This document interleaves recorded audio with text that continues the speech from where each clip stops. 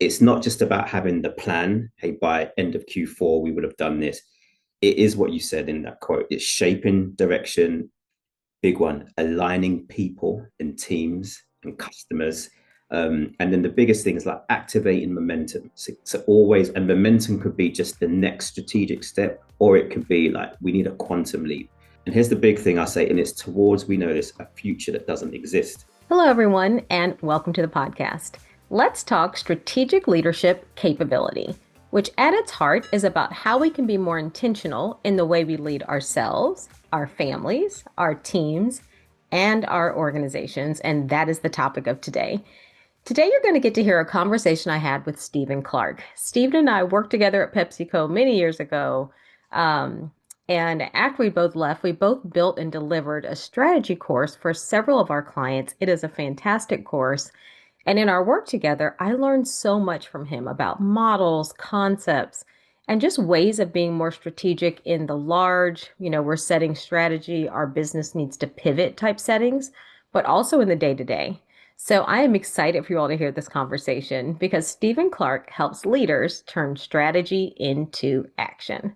So, for over 20 years, Stephen has worked with executives and teams at critical moments when strategy needs to move from the whiteboard to the real world.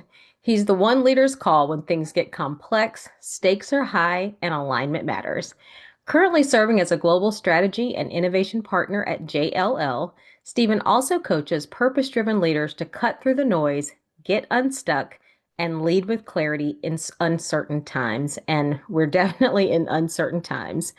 Stephen coaches with our business. He is a wonderful and sought after coach, and his mission is simple: making the future feel doable. You are going to love this conversation. I am so glad you've joined. Enjoy. Well, Stephen, thank you so much for joining today. I am really looking forward to this conversation for a lot of reasons, but just thank you for being here. Oh, my pleasure, Arlene. Big pleasure. Thanks for having me. And I actually already know this is going to be a very fruitful and enjoyable conversation. Yes. Hope everyone else chiming in will feel the same way. Yes, well, I know it will be. I was thinking about this morning, actually, just that I think like from our clients, from strategy is just such a crucial topic in leadership. And I think from the people I've coached and just the teams we work with, it's one of those areas people are often struggling with, either to build their capability, to find the time to focus on it. Especially as you get to more senior levels, it becomes that much more important. And I was looking at this quote, which I wanted to share with you. It was from a classic HBR article about how CEOs manage time, but I think it could be said for any leader in any organization. But this is an article by Michael Porter. But he said, in large, complex businesses, CEOs can almost never spend enough time on strategy. They must be constantly working to shape it, refine it, communicate it, reinforce it, and help people recognize when they may be drifting from it. And I just thought that was so reflective of how I feel most leaders are trying to figure it out. It's hard work. Yeah, it's hard work. It's hard work. It's hard work from understanding what it is, to understanding how to build it as a capability, to your point about finding the time to focus on it. So, yeah, I'm glad you're here because it's hard work. So let me just start with this. When I say strategic leadership capability, like what does that mean to you? Why is it important? Like what comes to mind for you? But I see strategic leadership capability, and it's not just my idea, but I see it as seeing, especially now, you talk about complex, seeing beyond the noise, um, being able to lead with intentionality. And what I mean by it's intentionality to stop the drift and intentionality to listen and respond to dynamic changes, because it's not just about having the plan. Hey, by end of Q4, we would have done this.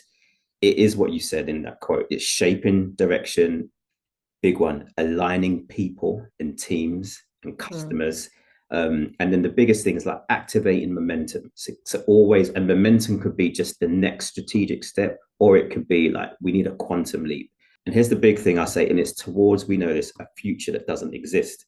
So Mm. whether you're a micro, you're a leader of your home, you're a Mhm. leader of your something in your community, a team, a sports team, a large complex organization, a startup, a private equity fund.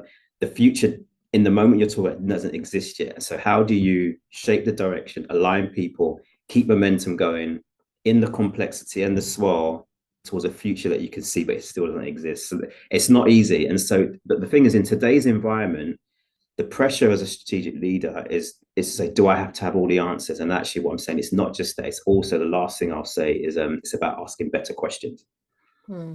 and being able to move forward with confidence through ambiguity because you don't always have clarity. The last thing I'll say, and then we can strategy is for me, it's becoming more like having a compass alongside a map Hmm. more than it is a GPS. And what I mean by that is I love driving with people who like follow the GPS instructions step by step because I like to mess with them because I am an anti GPS, but like I use it as a means to an end. And what I mean by that is because I'm like, one day that thing's gonna stop working. Like with that thing, that Oh, signal, and like you're so dependent on that thing. There are so many other cues and things around you that you should be paying yeah. attention. I use that from a strategy perspective as having a compass means you've got a general sense of the direction and where you are at a point in time. And relative to where I'm starting from or where I need to get to, what is all of that terrain in Hmm. front of me? What else is going on?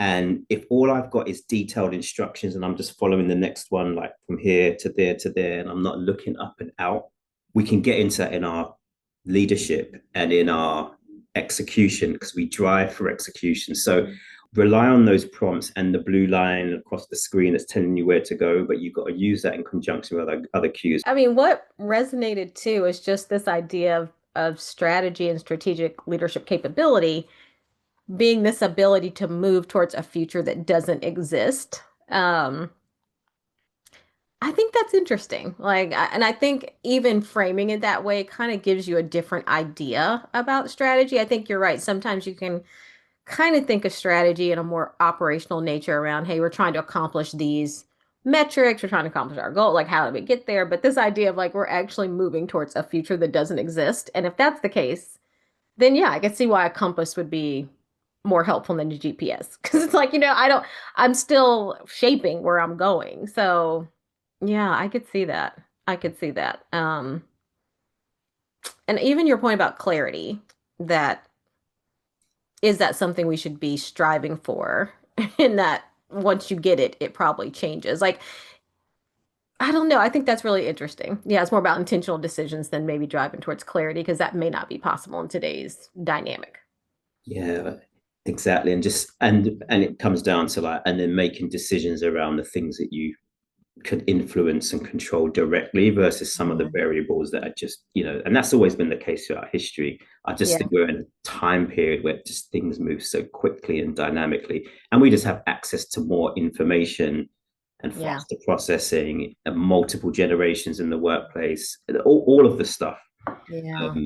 So it's just a more complex picture. So trying to get at least absolute clarity becomes self-defeating to a point. Um, Yeah. I could see that.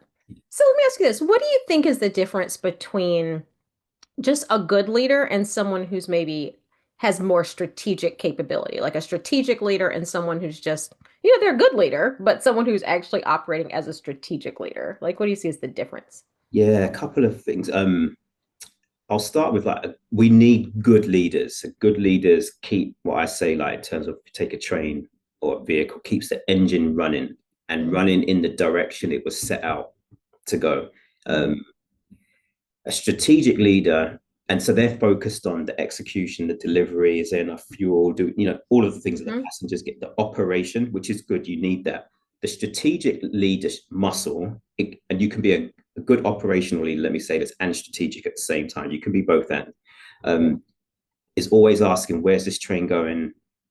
Should we still be going to this stop? Mm, Should we be going somewhere else? Do we have new? So it's just that they're just always asking that question, and we need both. We need both good leaders and strategic leaders, and ideally, the good leader has strategic leadership capability because good leadership is about, as you said, we talked about, it's about execution and consistency. That's a must. Um, but strategic leadership starts to bring elevation, and what I mean by using the map, like seeing the landscape, lifting up above what's right here on the ground. And I've got some archetypes that I'll use when we get into some of the later discussion, seeing what's around the bend, what's around the corner, and aligning teams. This is another one, like not just to perform, because that's what a good leader does, but transform, Mm-hmm. because we're evolving and it's competitive, whether you're in the for-profit sector, non-profit sector, some other, whatever realm of leadership you're in, we're evolving, we're living, we're growing. And a couple of paradoxes I'll share. This was a gentleman who, we talked about HBR earlier. This article came out in about 2021, a guy called Blair Shepherd, and he listed 6 paradoxes that modern strategic leaders must navigate. He said, you've got to be a tech savvy humanist, Hmm. globally minded localist. He said, a strategic executor, a Hmm. humble hero, a traditioned innovator, and he said, and then a high integrity politician. All of each side of those seem Hmm. like they're in opposition to each other, but they hold some tensions, and the strategic leader has to do that.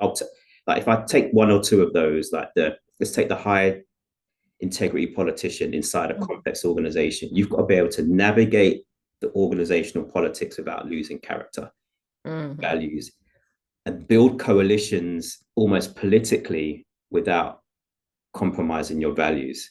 That's Hmm. strategic. And then if I take the tech savvy human, especially in this AI acceleration, being able to master modern technology that has the threat of like eliminating back office things that people did, and where you need 10 people to do it. Maybe this, you set 2 AI agents on it and it's done in like half the time, and it can keep going while we're sleeping. Like, how do you balance embracing that while keeping people at the center?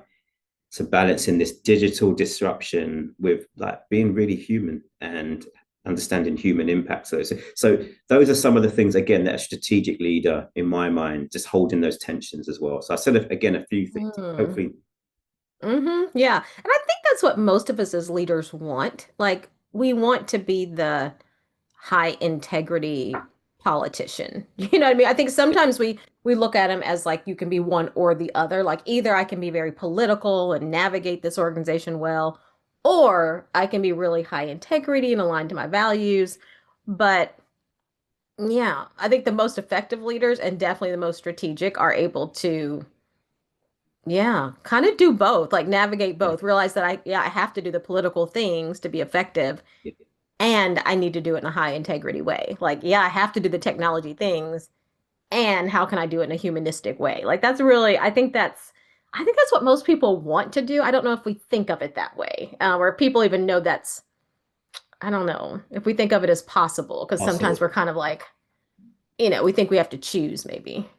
Yeah, we see it as an either or in Yeah. opposition to, versus actually maybe they are two. And I'm using a train example. Maybe they are two sides of the rail track. Or, I heard another leader use this before, like use a bird analogy.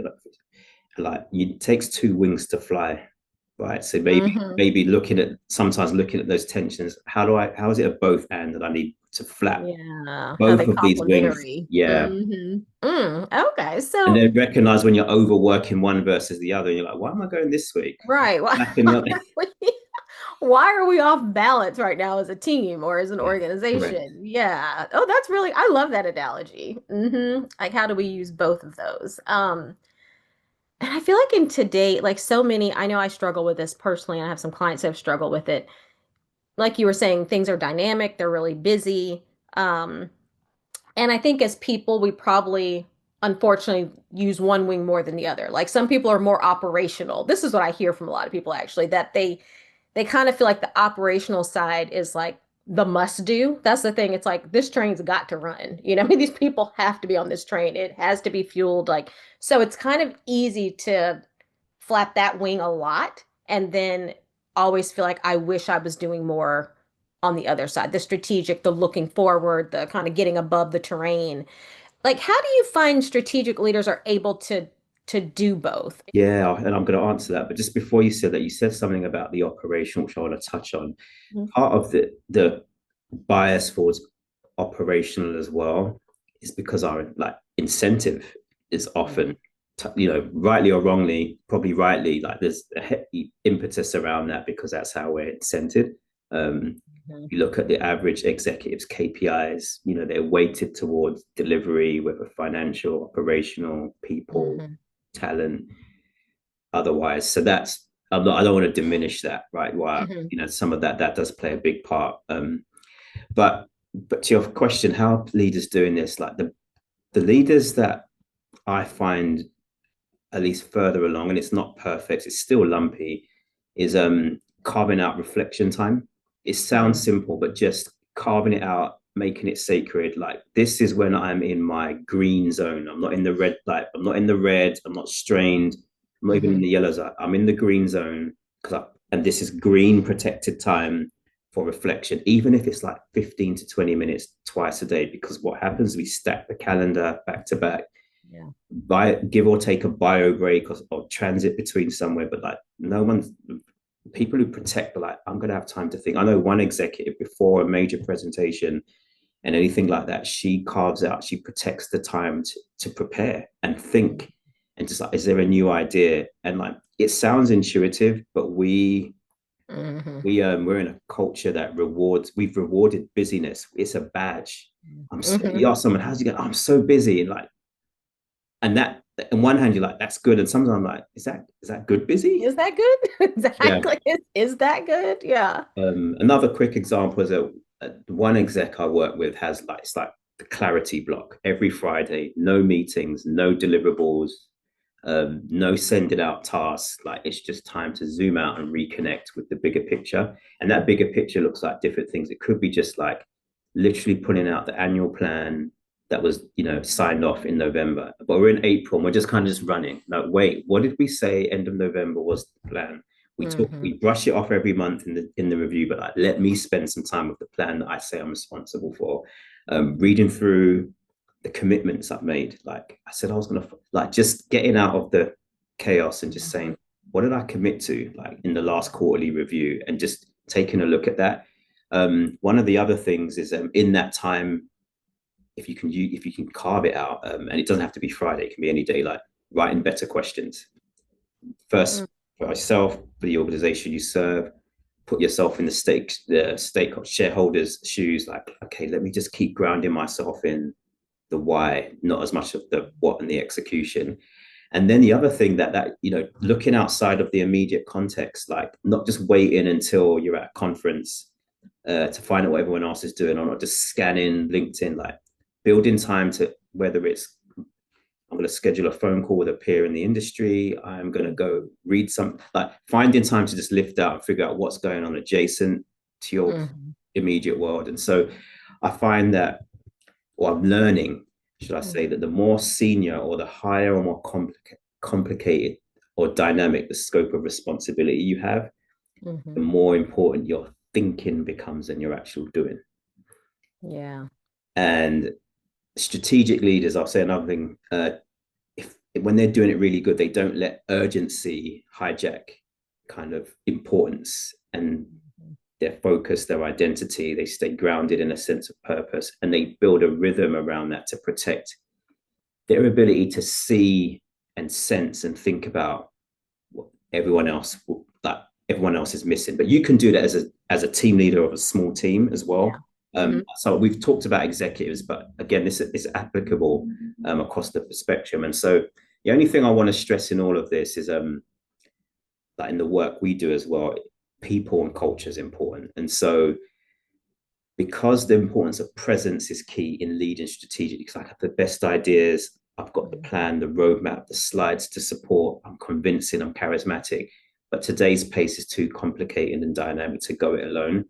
Mm-hmm. So one of the things I'm finding that some of strategic leaders are doing really well is they're just building time to be present and build premium relationships as those avenues to delegate and expand their own brain trust. So again, I said a lot, but Mm-hmm. Yeah, no, I mean, yeah, just having the time. I mean, yeah, yeah, yeah, to lift up, to look back at what you're playing, to cultivate meaningful relationships.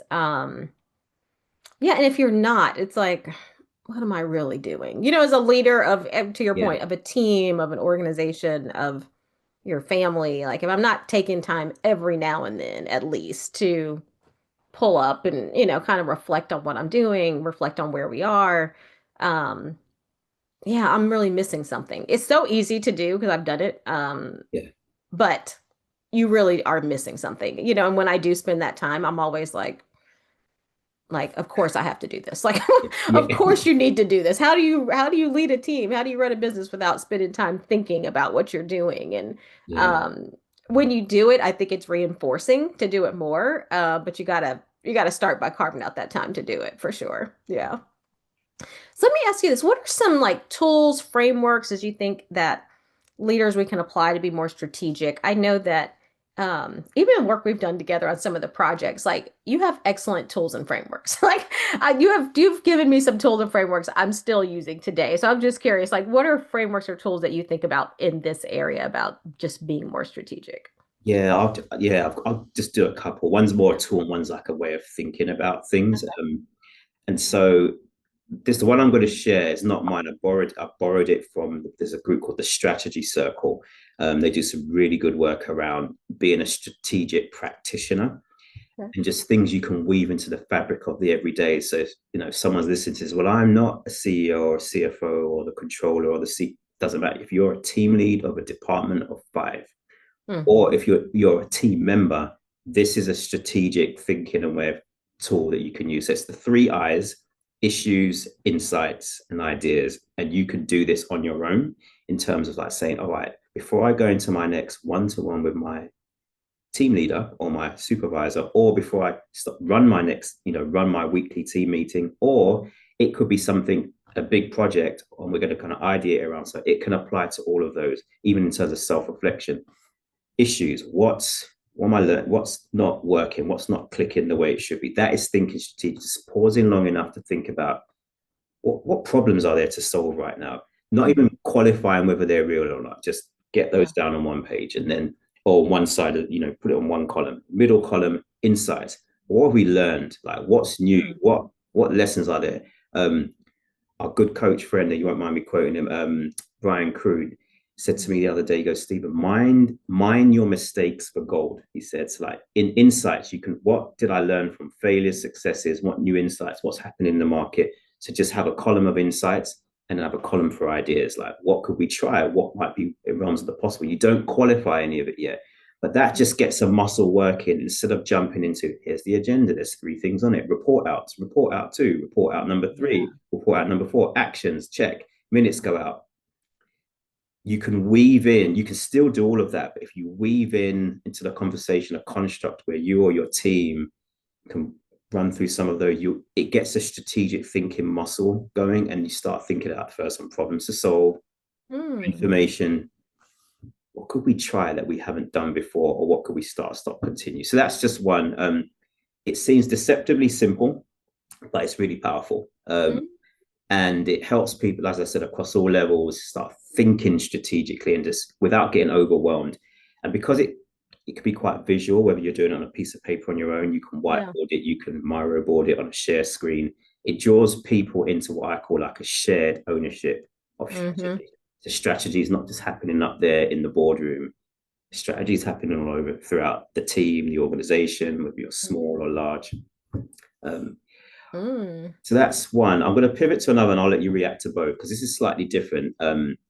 What I call like my personas or archetypes. I'm going to name some like famous people and what they do, which is strategic. Some of them are like they're fictitious characters that we all know, but they give you lenses into like you can think, hey, I'm going to put on my big picture and grounded. So this is my Black Panther T'Challa, right? So Okay. he balances the panoramic vision of like being a king, Mhm. like with this lived grounded reality of like I'm a warrior as well. I've got to get in the Mm. trenches.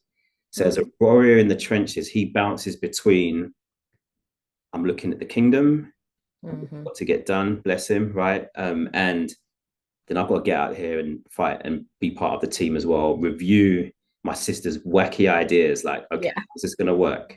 Wow, that was creative, amazing. I like the suit. So Yeah. that's big picture, but also grounded.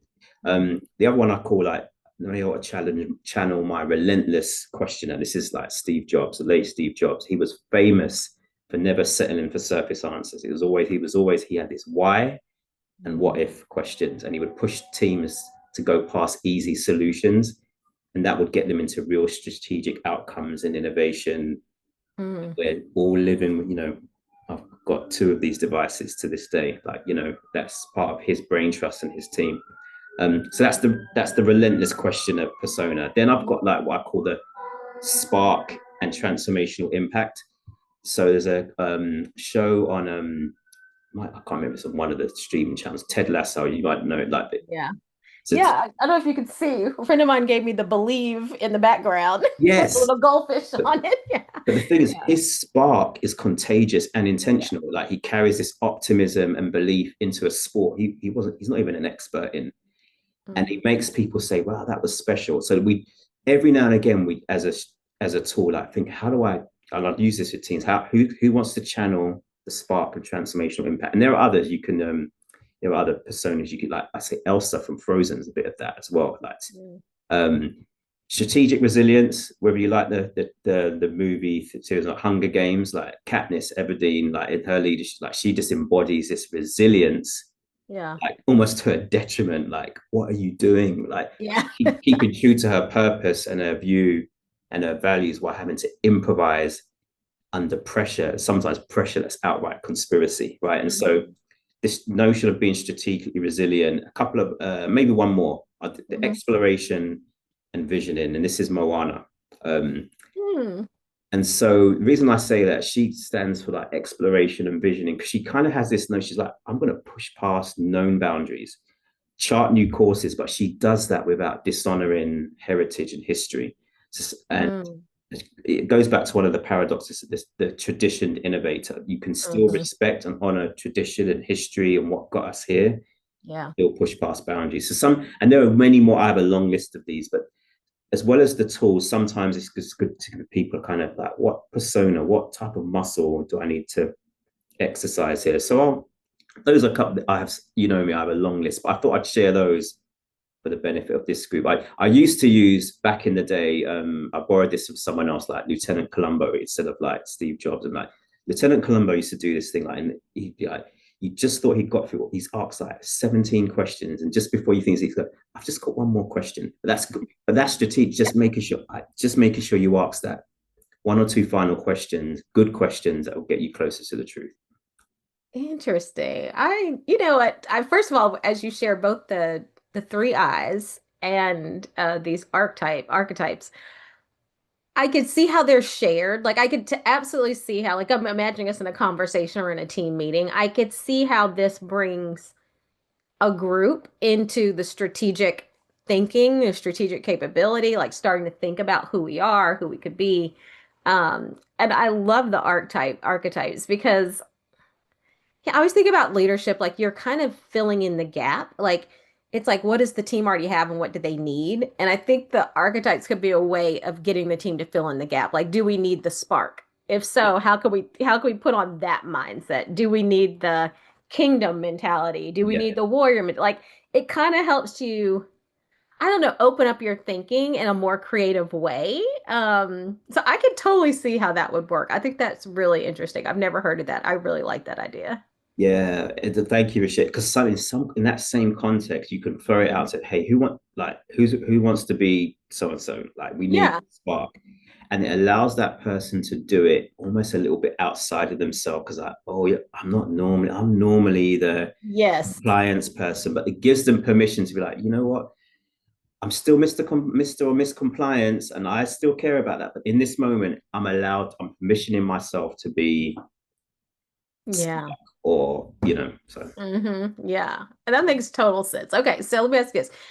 Can you share a time when you or a team or someone has used one of these frameworks that helped with a particular challenge they were having or kind of opened up ideas? Like, can you have an example of when one of these or another framework you kind of used it and it's Yeah, made one an of the impact? ones is I borrowed this one from the Patterson group, like four helpful lists, and similar to like the first one, it's like you have a group go through, and this team I was supporting, they were in a really high stakes transformation. The goals were clear, but you know what's happening? Like the relationships and the energy on the ground were really fractured. Mm. So on one hand, the scorecard was showing, I think we're trending towards what we said we were. We're on time, we're on budget. and something was off. Mm-hmm. And so I said, all right, let's do 4 helpful lists. What is right? What is wrong? What is missing? What is confusing? So what was right was like, hey, we're on time, the metrics are being hit. So we're like, okay, so we've got part of it. What was wrong? And what's missing? And going through that exercise, everyone kind of contributes, and then you can also do it on your own as well. Mm-hmm. And then when you get those 4 lists, like the trick is then when you've got the list, well, what is right? It was like, well, we'll keep this. So you don't have to stop doing what's right. Yeah. The what's wrong, you validate it and you say, we were able to look through and say, there's some stuff here we need to eliminate. Mm-hmm. Or someone's but like these two teams are talking over each other. These two teams actually their goals are in conflict. How do we eliminate that? And then the stuff that's in the missing bucket, you look at that and say, all right, if there's 10 things, what 1 or 2 things in here do we add? Mm-hmm. We'll be able to get to all of them, but this is missing. Can we add 2 of these things that are missing? And everyone's like, yeah, we like you get some alignment around that. And then the confusing, I'm going to almost contradict myself. Like there are things here that we can bring more clarity to. Mm-hmm. And that exercise, it allowed them to get from just, it was the execution, but we're executing, but something doesn't feel right. Stephen, come in and help us facilitate. We need to look at our strategy. And the strategy wasn't the problem. It was like the team dynamic. And so I use that to say is sharing the fact that sometimes there are things that allows you to, is there something cultural or Mm-hmm. unspoken but obvious?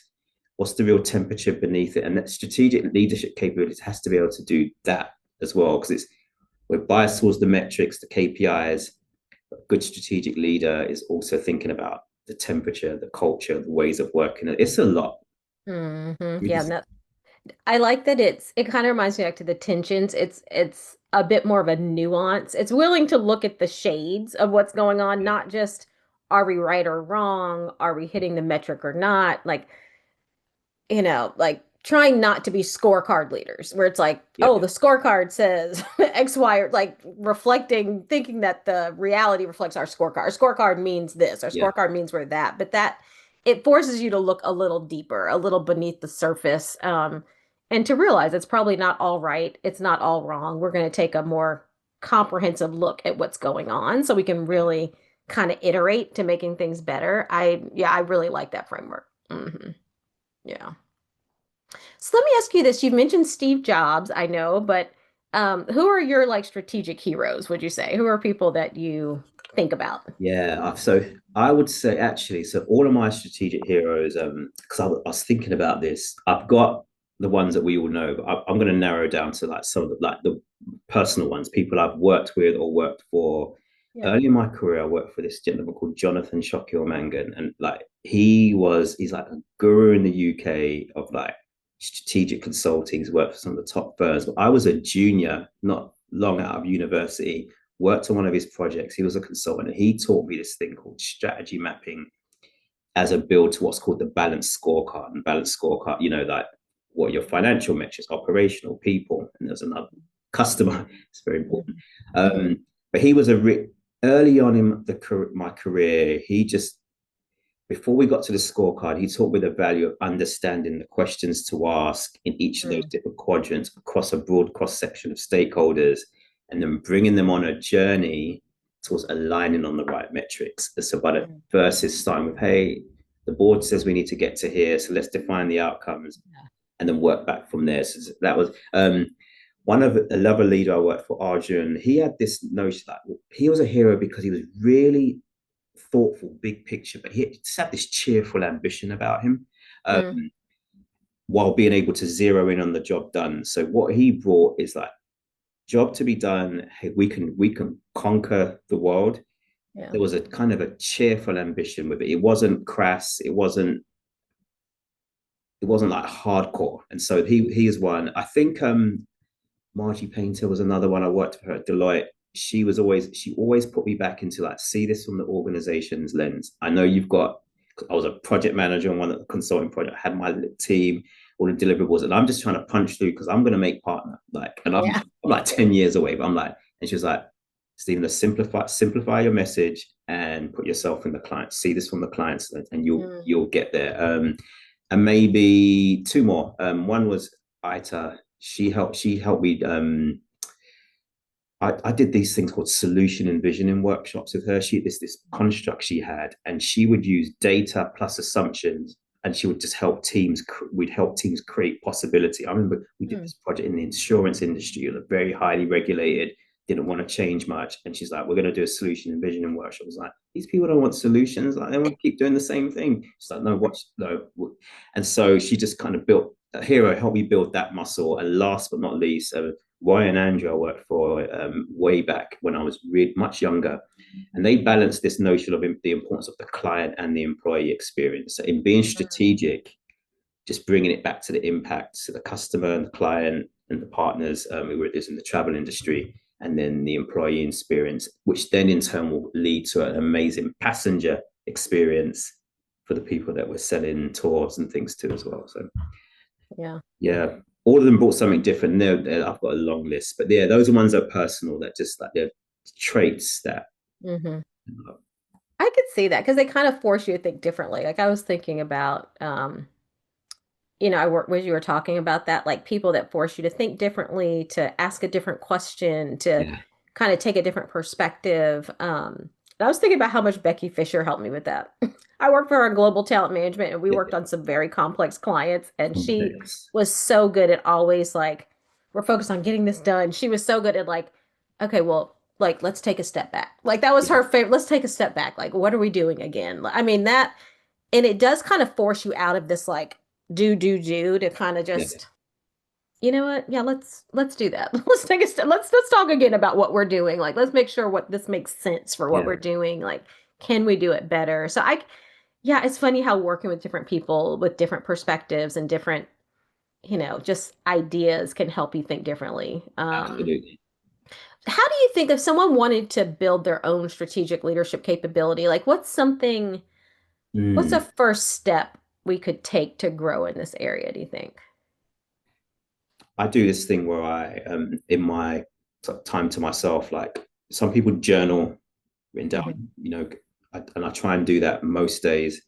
But with something stirs, more often than not, I record it. So I make myself talk it out loud, just open my phone, do a voice note, Mhm. and then I go back and reflect on what I'm sensing, learning, struggling with. Sometimes even like sometimes like literally praying about it as well, right? So it slows down and helps me hear myself. And oftentimes when I go back through the recording, and Hmm. not long, I cap myself because I can ramble. I can catch insights that I might have missed in the moment. And so whether it's written or spoken, I just find just practicing patterns. It's kind of part therapy, part strategy, Yeah. prayer, Yes. part That's exactly what yeah, I was thinking. Yeah. yeah, yeah. So that's just like base level. Do that, and then secondly, the other thing, like more practical and more academic, is find something else you can read, like a date. Like if you normally listen to CNN in the morning, like do Bloomberg Daybreak, like build Mhm. something like that into your routine where you're just kind of catching a view and or a voice that's more congruent with like your worldview. Find one and expose yourself to it. Maybe even do one that you're not used to doing. So find a particular part of the world, like what's the and listen in on their kind of current effect. Like just expose yourself to some different points of view, or whether that's listening or reading. But not going picking up a big book or the latest sort of strategy, but just go and start getting some other data points and just kind of work the muscle, and then go back to your what questions I have about this, and don't try and answer them. Just like what are the questions that I have. Those are just a couple of things that just kind of to start it going, and then there are a plethora of amazing like programs out there in the market, and they don't all have to be at like the Ivy Leagues. Mhm. That's probably something should probably just give you a resource if anyone comes back to you like, what would Stephen recommend? There's some places I could go and just like do a 6 week X or like do someone's cohort program. Those are great places to develop muscle. So I'm a big believer, like build capability, make an investment in yourself as well. Yeah. Yeah. And I love this idea of like you don't have to start with a meeting or something. You can start with your own practices. And I could see the recording yourself. Like that's so interesting to me. I I've had my someone recommend that for dreams before. My aunt recommended that for dreams because there can be a meaning in a dream that you don't pick up on it now, but when you read it back later or listen to it later, you're like, oh, like it can be so clear. Like I've listened to things later and been like, oh, I couldn't pick up on it in the moment, but reflecting, listening later, I could. So I could see how that would work really well with just the ideas you have, the issues you're experiencing, back to even your three eyes model, like the insights you're kind of learning, having a way to go back and reflect. I always write or type, but I think the recording you could even hear the tone of voice. Like I think there's That's more it. you could pick up in the That's recording than even the writing. yeah. You're right, Arlene. There are times where like, I listen back and I'm like, if it's really like rushed, or I'm like really, I'm like, oh yeah, I'm also stressed or Right. anxious about this. Other times I can hear excitement. Other times I can hear it's just slower. It's chill. Like Mhm. it's still ruminating. So I'm not quite Yeah. finished yet. Yeah. Um, and the I love all those ideas. yeah, and it's not for everyone, but because everyone processes different. So some people it's Mhm. written, some people are biased for action. So I'm like, you know what you should do to stop, take a tool and just put it to work, right? Yeah. Yeah. Yeah, but finding something, like finding some way to push our That's it. thinking, to do better reflection, to um yeah, add in another perspective, like finding one thing we can do. Yeah, to build the capability makes sense. So let me ask you this. I know we're coming up on Yes, close, but what else, anything else you'd want us to know? Like anything else top of mind for you that you'd say you yeah. want us to think about or no?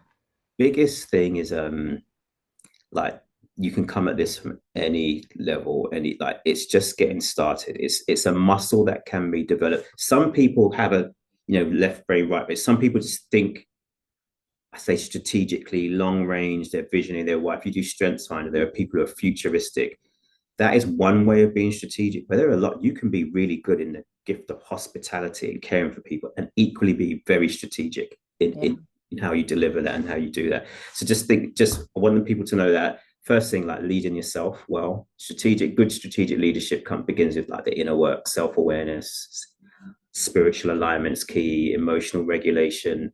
You can't give what you don't have, or at least that you're not feeding, at least, even if you don't have it all, like, because I don't.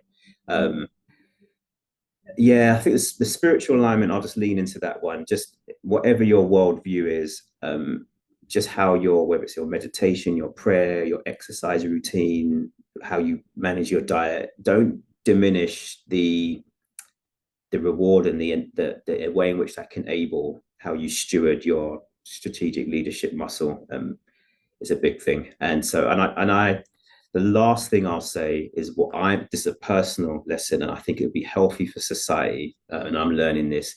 That I think strategic leadership as after self should start in the home. Whether you're a home of two, you and your dog, you and a big family, three generations in one house, because if I win at work and on the job or in the business, but I lose at home strategically, then I'm like, that's a like you. How many people do we talk to who either near retirement or get to the tail end of their vocation? They're like, I did great here, but I wish I'd do this. And last thing I'll say, I'll never forget Indra Nooyi, former CEO of PepsiCo. Once she tells the story of she got the day she got announced CEO of PepsiCo. She calls home to tell her mom, and her mom says, "Hey, can you buy milk on the way home?" She's like, "What?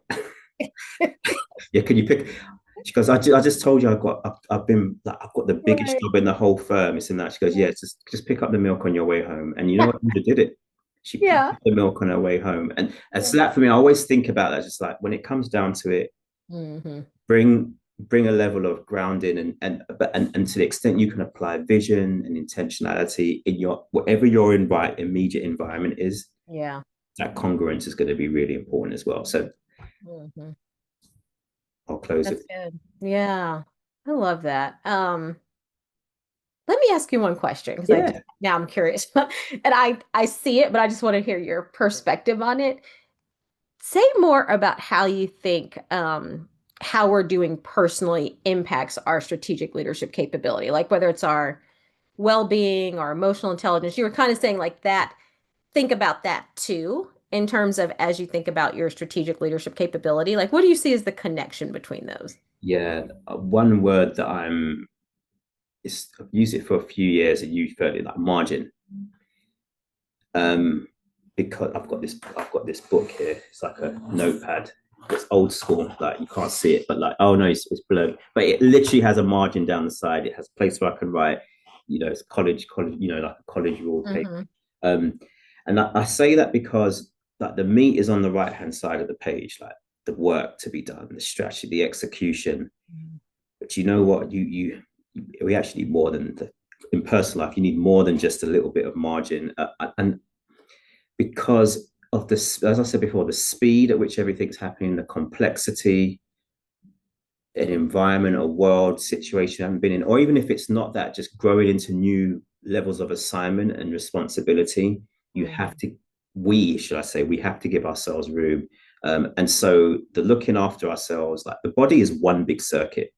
Yeah. It's not just the fingers I use to create PowerPoint slides, honestly, and click down. Like that's a big part of like those of us who are knowledge workers. That's a big part of how our work shows up. If you work in a factory or a plant, then it's the machinery and all of those things. But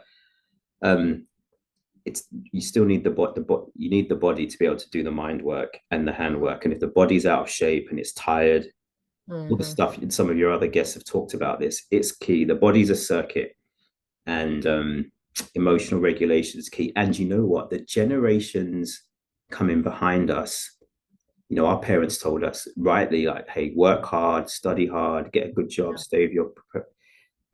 My teenage children are like, I had a conversation with my son the other, like a few nights ago about, he's very academic. Both of them are.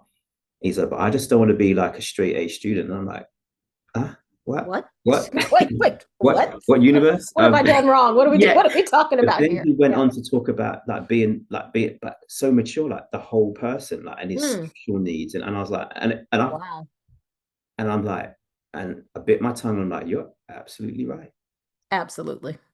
Yeah. And I think there are expectations, and we in the generations coming behind us in other, not withstanding, we're also having this conversation in Western context. Yeah. And there are other contexts in the world where like they look at us, so you guys are really back to front. Yeah. Yeah. So And anyway, I know I'm I touching. don't disagree with them, This could be its honestly. own series, but Yeah. I think the margin. Let's just put a pin in margin. Just make the key is like whatever that looks like: health, sleep, exercise, spirituality, relationships, um, travel, hobbies, enjoyment, fulfillment. Yeah. There has to be margin for that. And actually, when you show up with that, you get some of your best strategic thinking and muscle going. And to the people thing, and people around you notice it, and they're more inclined to like partner with you and come along for the ride. Yeah. Yeah. That makes so much sense. The body is a circuit.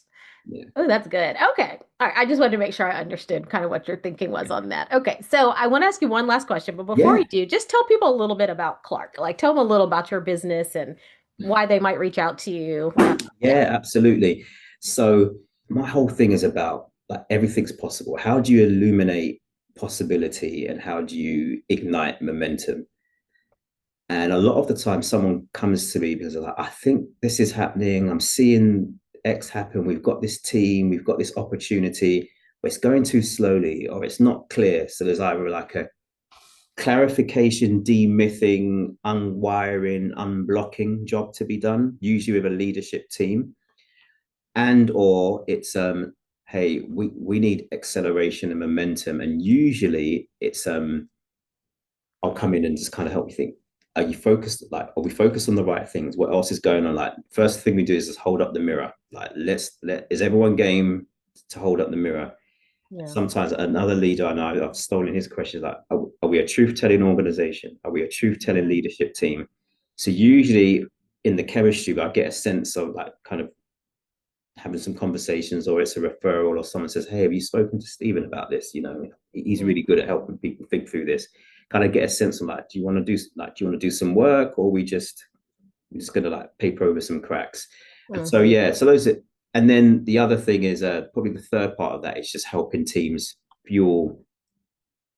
I use the word innovation lightly, usually just new ways of thinking and ideas. It doesn't mean you have to come up with new apps. It's just like, are there different ways to do this? Is there another idea that we can unlock? So those are the primary places. And occasionally, a lot of times, just some things like this, just come in and can we have a conversation? I'm not a presenter as much as I am a facilitator, dialogue convener type person. And so, yeah, hopefully I'm answering your question.